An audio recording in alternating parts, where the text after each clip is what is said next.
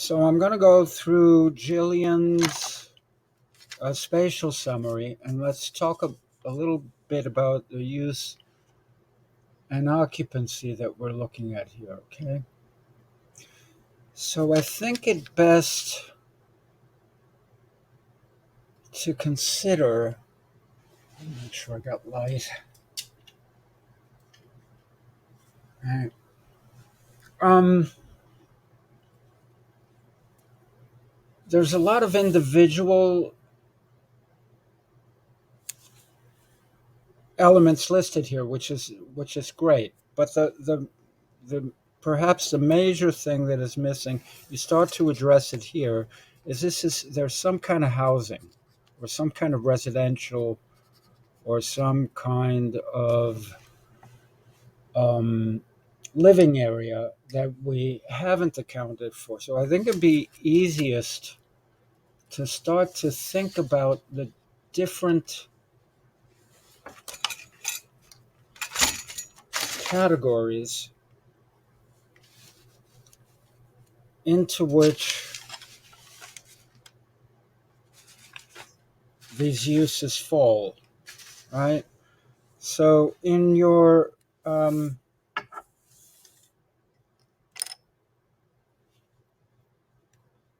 questionnaire, right, in a single sentence, you're proposing a boarding school. So we're talking about a boarding school.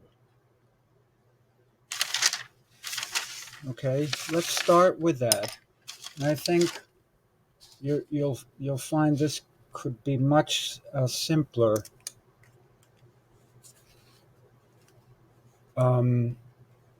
So boarding school. Let's just write some of these things down. Boarding school, and the operative word here is school, right? That implies some kind of educational occupancy, right? Let's look at individually what these are. So maybe it's best to think about how we would group these different spaces that we have arrived at individually, right? So generally, there are two ways of thinking about occupant load. You look at the the amount of space, and you look at an occupant load table, and you arrive at a reasonable number of occupants for that amount of space. The other way to back into it is to think about the number of people that you need, and then look up in the tables and see what you have. But let's talk about the use groups that we're definitely going to, right? So there's residential, and that's 200 square feet per person, and that's a gross number. That means that common areas, other parts of services are included in that calculation.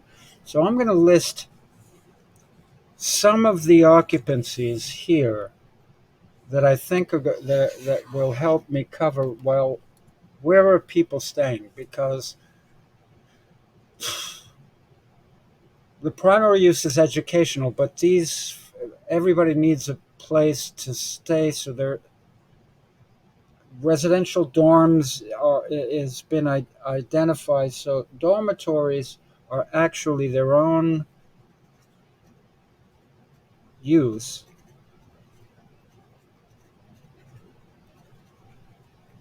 and that number is 50 square feet. and that's a gross number. I'm assuming we understand the difference between gross and net. Now, look at these two occupancies. What's different about it? Why is residential so spatial intensive? Because if I'm designing an apartment, right, included in that number has got to be kitchen, bathroom, um, the amenities or the components of which make up a dwelling unit, right? But a dormitory, we are not expecting to have to provide for that. We think of dormitories generally. We think of separate facilities, commercial kitchens, dining halls, places, mess halls, places where we feed people. All that stuff is outside of this. That's why that number is smaller. So if I'm designing essentially just sleeping areas, that's what I need. Let's look at a third, similar occupancy, and that would be institutional. All right, conceivably, there are institutional facilities where people may also sleep or dwell or stay or reside temporarily. So we have inpatient. Obviously, what comes to mind are hospital. So an inpatient facility, 240 square feet gross, is allocated for that. That makes sense because a hospital has got a ton of other common area services that it's got to provide. So that number is going to be higher than a dwelling unit, right? Than a residential occupancy. Um, an outpatient facility, okay, maybe where people come in and out on a temporary basis. They don't stay overnight. We don't have to worry about uh, providing a place for them to stay or sleep.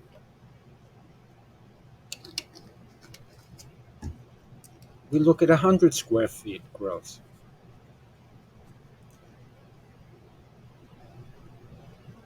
Sleeping areas. These are in institutional facilities. These are accounted for separately.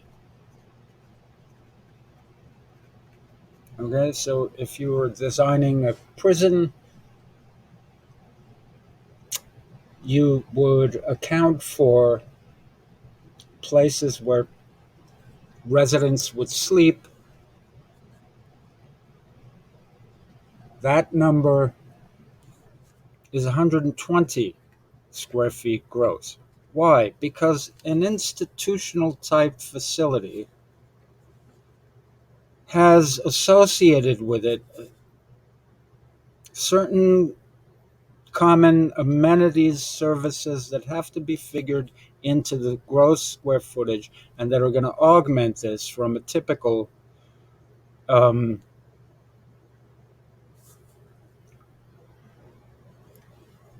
from similar use. Consider the difference between sleeping areas in an institutional facilities and dorms. For dorms, 50 square feet is enough. In an institutional facility, there's a lot more overhead, spatial overhead associated with providing for those areas. Another major component of Jillian's program is educational, right? And that takes a variety of vectors. There's places to teach about cooking. There are classrooms. There's art studio, that type of thing. But let's write down educational.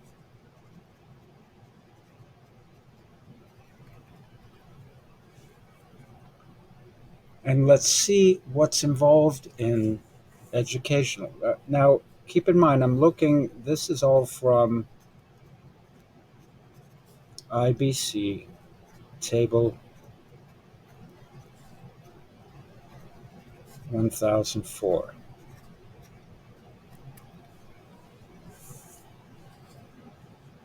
I hope that's clear. Yeah. Yeah. Okay. So educational classroom areas 20 net. Now we're getting into net areas. So classrooms, because these are quantifiable. If I'm designing a classroom, I can quite accurately pinpoint the amount of space each student needs or participant in that. So that now we start to get into net numbers. So that's a more refined use that we can pinpoint more accurately the amount of space we need. Then we have shops, other vocational, other vocational areas. That's a mouthful, right? A lot can be encompassed in that vocational uh, descriptor, but this gets amplified to 50, right? It's more than double when that educational area has got to incorporate some kind of other spatially intensive component. That might be a kitchen, a Bunsen burner, a uh, a Lego set, whatever, uh, welding equipment, et cetera, et cetera. So you get the idea. So we have educational, and we have numbers that are given on a net basis. A kitchen, a commercial kitchen is so significant a component that it has to be accounted for separately. And intuitively, you get a sense of what that is. Commercial kitchen needs 200 square feet, and that is a gross occupancy. By gross, meaning it's got to incorporate the common areas, services, circulation, stairs, space where vertical circulation lives, elevators, all of that other stuff. But in general, right, that doesn't mean you can allocate 200 square feet and say there's a kitchen for one. It doesn't quite work that way, right? These numbers are meaningful in the aggregate when you're looking at larger areas. Anyway, if we need a commercial kitchen, keep that number in mind. That's what we have to budget. Gyms, pools, exercise size areas. Similar to vocational stuff, isn't it? Right? Um,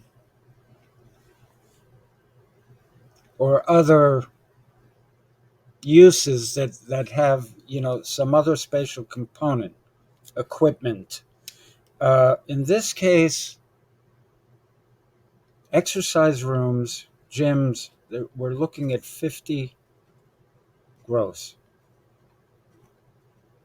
So in the aggregate, and these are meaningless at this level. So you can't say I have a 50 square foot room. That's perfect for one person, right? And in that 50 gross square feet, I'm going to set aside 10 square feet for circulation. It doesn't work that way on at that scale, right?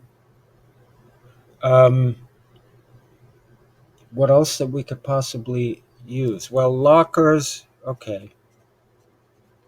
unsurprisingly, the lockers that go with the exercise facilities, they uh, want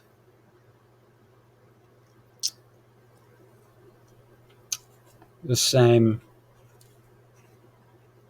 number, 50 gross. Uh, Business. Can't ignore that component of your use. So, what do I mean by business? Offices, um,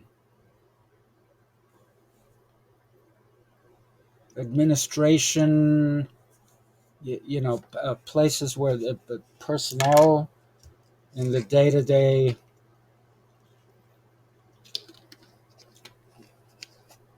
operations of the facility, that wants to be 100 square feet.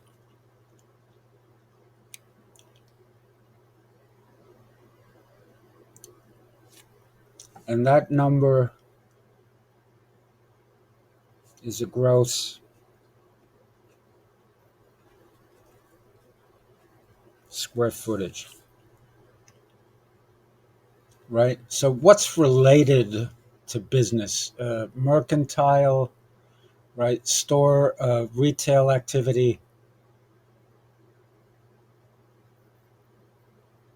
They actually, for example, mercantile, even though it's similar, it's slightly more. Uh, I'm sorry, not slightly more. Um, this is under mall buildings. Where do we have? We have separate.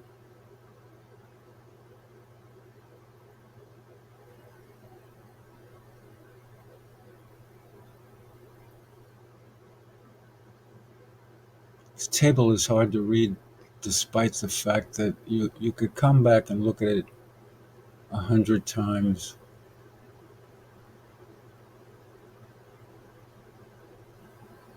But for mall buildings covered and open, they have a separate area. They want 60 square feet gross. I'm going to ignore that for now. But let's just say business office.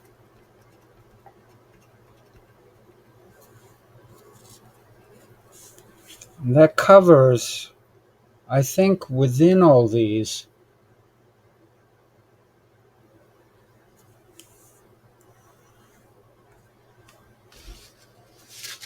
we can cover all of these uses. Oh, how could I leave this out? Assembly. Stupid me. Assembly. Assembly is a big deal, right? That's the single occupancy that actually provides. The life safety code requires that you post in places of assembly what the maximum number of occupants are.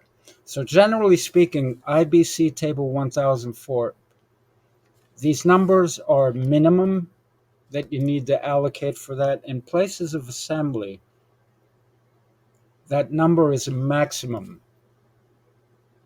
Okay, intuitively, I hope you start to get a sense for what that is. Well, let's talk about the different use. Okay, for gallery exhibits,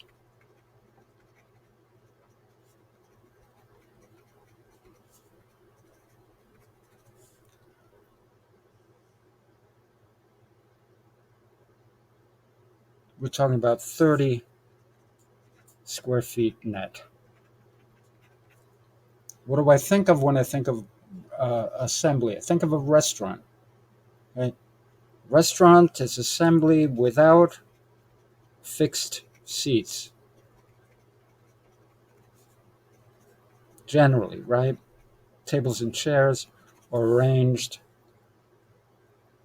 in and aisles are maintained through them for people to get in and out. So unconcentrated, without fixed tables and chairs, that's 15 net. What does that mean? Like a dining room or hall or something like that would want to budget that amount of space, and you could pretty accurately figure out how many people could safely occupy a dining hall that's 2,000 square feet, for example. All right. Um, what else do we have? Naturally, when I have fixed seats, that's determined by the number. What does that mean? Auditorium, performance space, right? Anything fixed seat is determined by the number of seats, and you have to look at a different section. So I'm just going to put number of seats.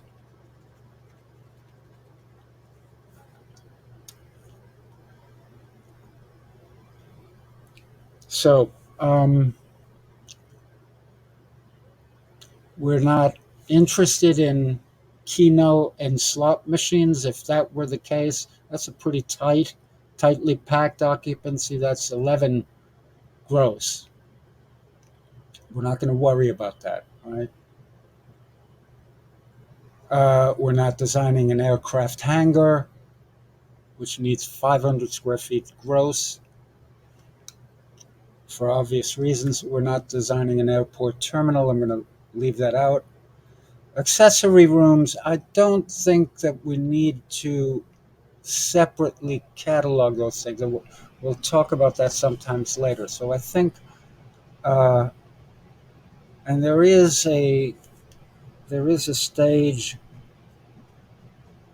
area platform that they account for separately, and that is going to depend on the performance space, right? They're saying 15 net.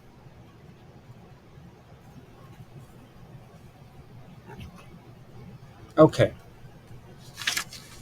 Now I'm going to look at Jillian's spaces that we could think together. The dining, okay, dining,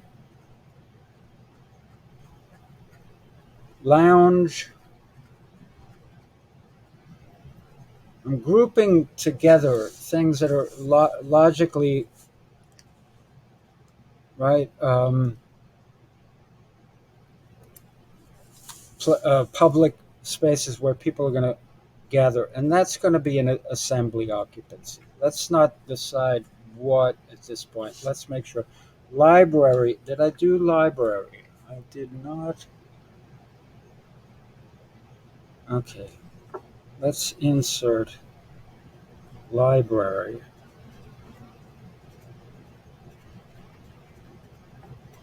Okay. And we have two.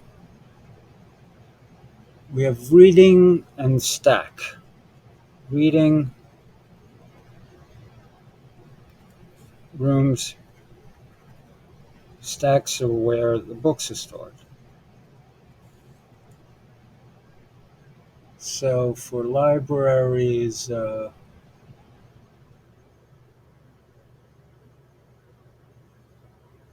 50 net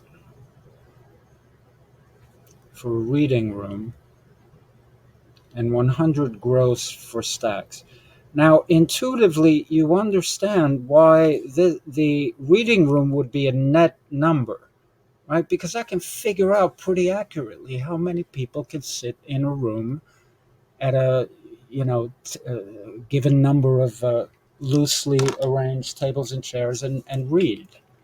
Right, you go into the reading room at the Boston Public Library at the in Copley Square, and it'd be useful to look at any of these spaces when you're looking at precedents. See how much space is allocated and how they correspond with this stuff. Um, let's library. I'm grouping occupancies together that there's a classroom,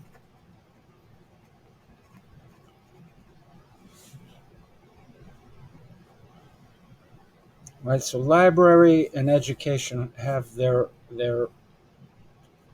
own component, but they're not really places of assembly, according to the building code. There. Classroom kitchen,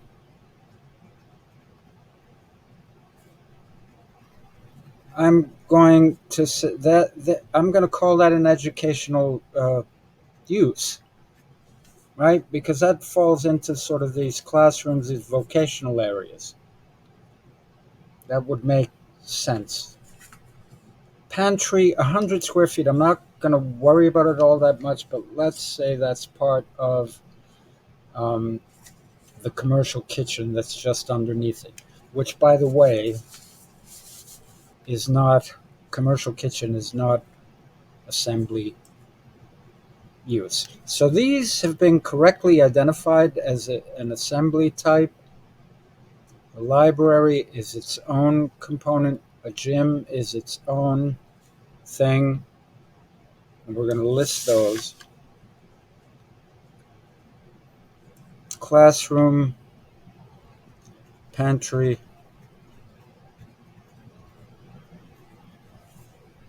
This is a commercial kitchen.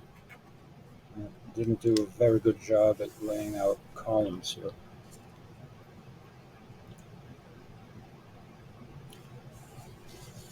The gallery is a place of assembly.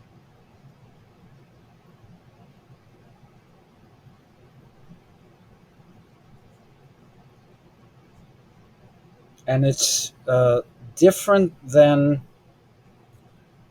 dining and lounge. I'm going to place it up here. Gallery. Because that's gallery exhibits. Let's tick off what we've accounted for. Commercial kitchen. All right. So here's the ones I've done so far. Gallery, commercial kitchen, pantry. Classroom, kitchen. Gymnasium, I have not yet done. Dining hall, lounge, and library. Gymnasium. Gym. That is very obviously an exercise facility. Exercise. Let's call it EX.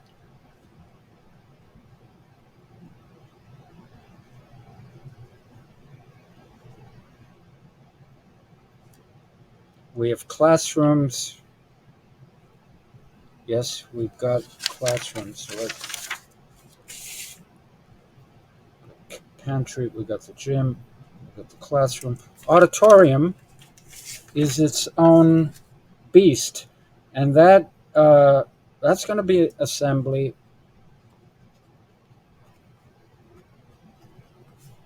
And if it has fixed seats, that is an easy calculation. Auditorium with fixed seats, we're going to have that number.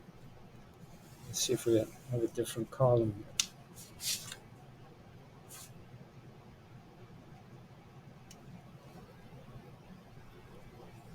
Art studio, I'm going to group with classrooms here.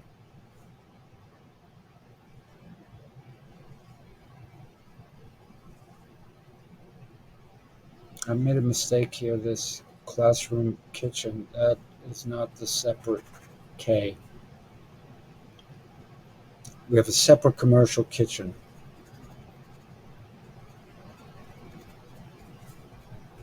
Kitchen.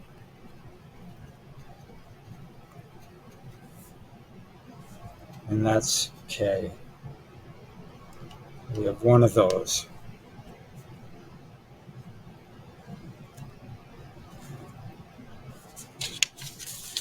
Auditorium, art studio, computer lab.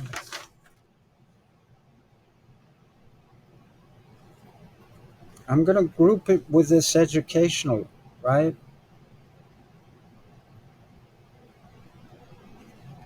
Educational library, let's call it L, ed, computer lab.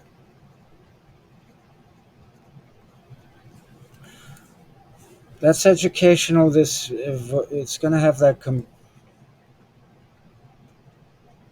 vocational thing because that's going to be equipment intensive. Computer lab, nurse, administration, case officer, supply, restaurant, supply office, and restaurant. This is all going to be part of a circulation, right? I don't think we need to itemize at this level of resolution here, but let's just think about that. Let's put that aside because we're talking about 750 square feet. That's going to be actually, this is going to be part of that. So nurse, admin, case officer, this is all business. Nurse, admin, case officer.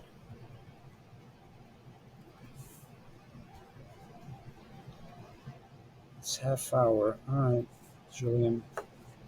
That's business.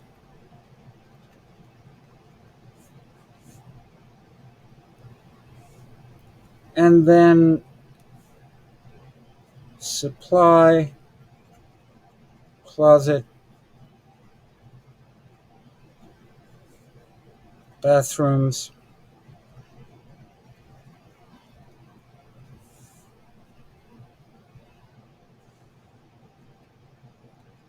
We're going to set that aside. It doesn't have its own category, really, right? I mean, it isn't rightful, and nor does it belong there because these are common area facilities. So let's just add this to circulation. So we could take that. Let's let's make a column for square feet that budgeted. So let's call that 750. Okay, now I'm going to take these business occupancy together. One at 200, one at 400, two at 100. That's 800 square feet. All right, commercial kitchen,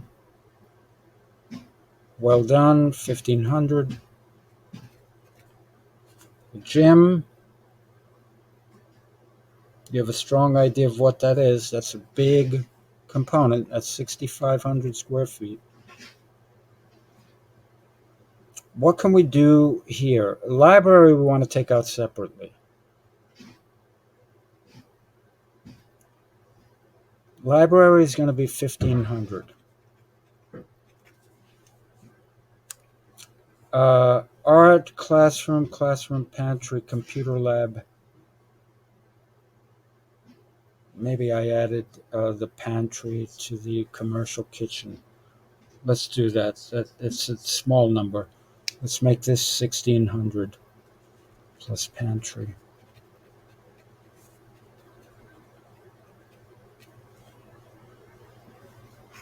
And just remove that.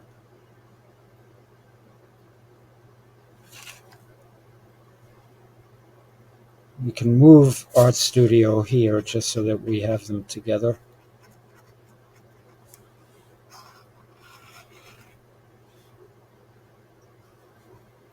These are educational occupancy. So classroom, 3 at 900. I got 2,700. Classroom, 3 at 900. Art Studio 1000. That's 3700. Computer Lab another 1000. 4700. 47 plus classroom kitchen. 4700 plus 600. 7 and 6, 13. That's 5,300 square feet. 5,300. That's educational. The assembly areas,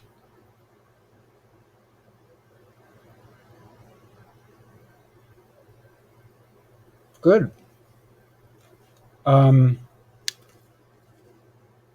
Dining, 2,500. We can see this, right? Yeah. Gallery, 800.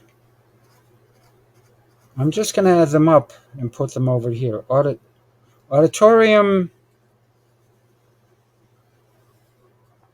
is really going to be its own thing because that is a massive consideration. So 2,900 is going to be auditorium.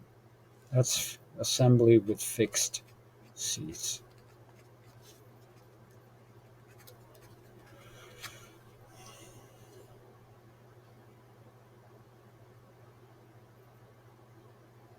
Gallery, dining, and lounge. Gallery, 800. Dining, 2,500. That makes 8, 5, 3,300 and 1,500 is 4,300 and 4,800. This is 4,800 square feet.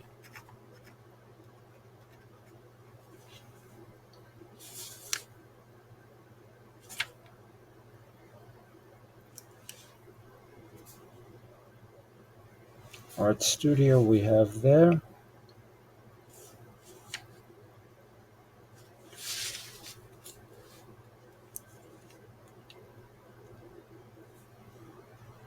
I'm going to take the number that Jillian budgeted generously for circulation, 30%, 7,245. And then I'm just going to make the restrooms and supply disappear. That's going to get subsumed into circulation. Finally, the elephant in the room is the space we're going to need for some kind of dwelling area, sleeping areas. Jillian is not designing apartments, but she needs for places to say. I'm going to say this is most appropriately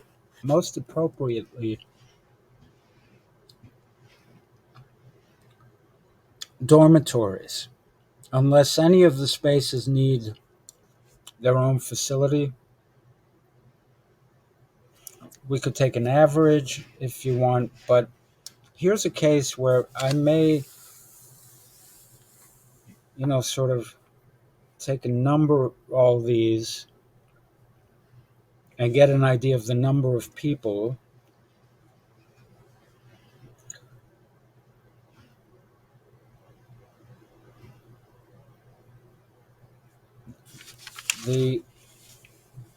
But you did arrive at a subtotal and a circulation. So let's see how this adds up so far. Calculator.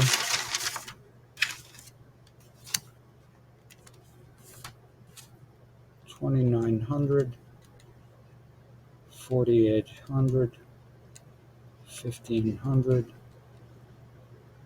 5,300, 6,500, 1,600, 800,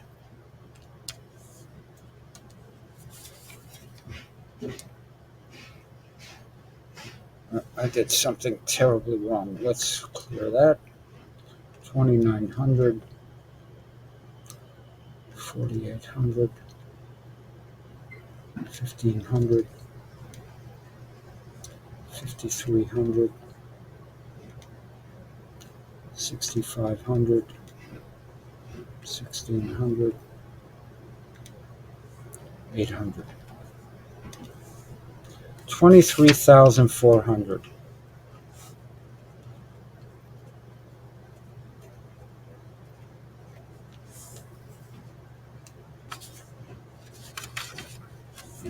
Plus 7,245 is 30,645. A little less than what you had in your total. We have a decision to make here. How much residential, how many sleeping areas do you want to provide? Let's say what is reasonable. Maybe the capacity of the dining area is going to be the number that determines. In a dining area of 2,500 square feet, let's say 2,500 divided by 15. Does that make sense? 166 people. So we have space for 166 people to dine. Is it a reasonable assumption that we want to provide dormitories for 166 square people?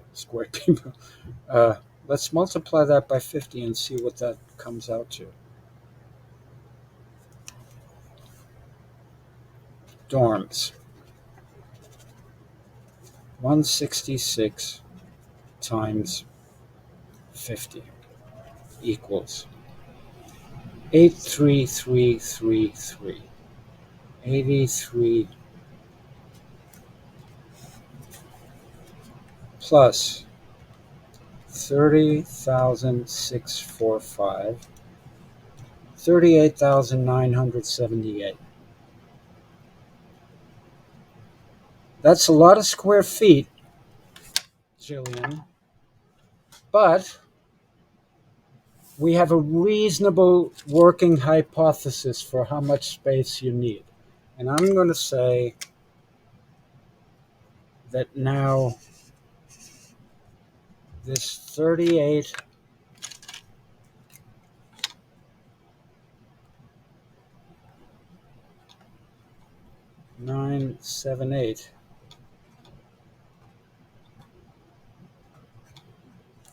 is going to be about the scale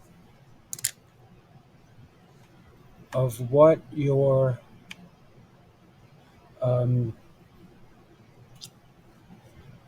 facility for immigrants is going to be, right? You can always scale this down, but at this point, this is what we got. So there's a 45-minute lesson on this, and the next lesson we'll do a block diagramming of the same.